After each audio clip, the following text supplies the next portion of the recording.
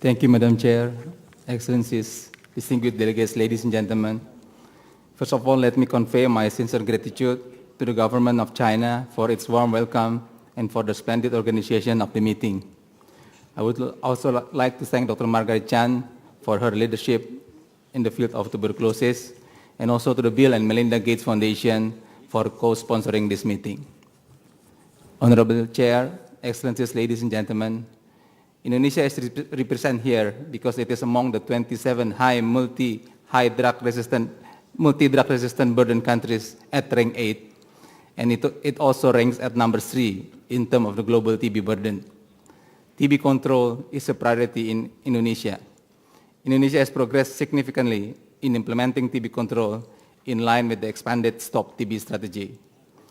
This rapid scale-up resulted in Indonesia in reaching the global target in 2006, with a success rate over 85% and has been maintained for the past 7 years. Ladies and gentlemen, our strengths in Indonesia that are related to TB control are a good infrastructure, hence we do not have to invest a capital expenditure for buildings, human resources, etc. A nationwide primary healthcare network of over 8,200 health centers scattered all over the country, in which TB control is fully integrated. Within this network, smear microscopy surfaces are available at 2.5 centers per 100,000 population, and culture facilities are at the ratio of 0.9 per 100,000 population. Within 5 years, we plan that there will be another 33 TB laboratories which will be able to do drug sensitivity tests for first-line drug, and drug sensitivity tests for second-line drug is hoped to be accredited by this year. Ladies and gentlemen, our other strengths are strong support network at community level, which we have a national movement against TB, what we call Gerdunas TB.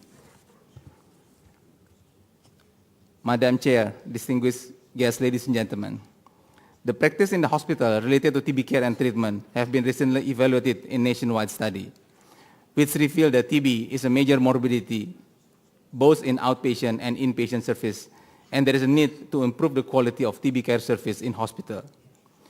We will be giving priority to this by involving related director generals as well as professional societies to improve physician responsibilities and to improve quality of care through the rollout of the international standard of TB care that have been adopted into Indonesian situation, as well inclusion of TB aspect in accreditation of hospitals.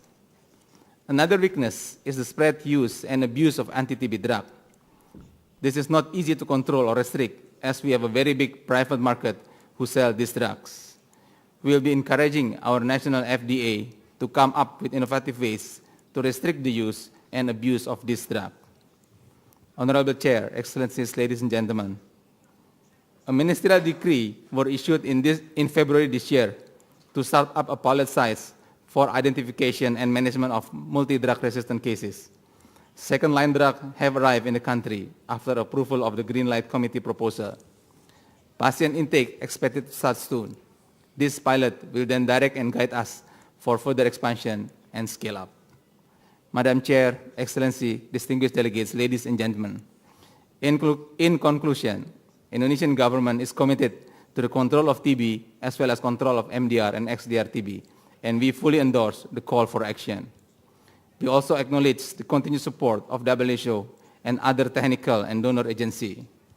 We are committed to turning the tap off and making a difference for the generation to come to live in a world where TB and its deadly form of MDR and XDR TB are no longer a threat.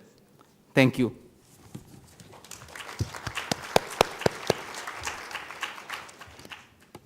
Thank you. Our last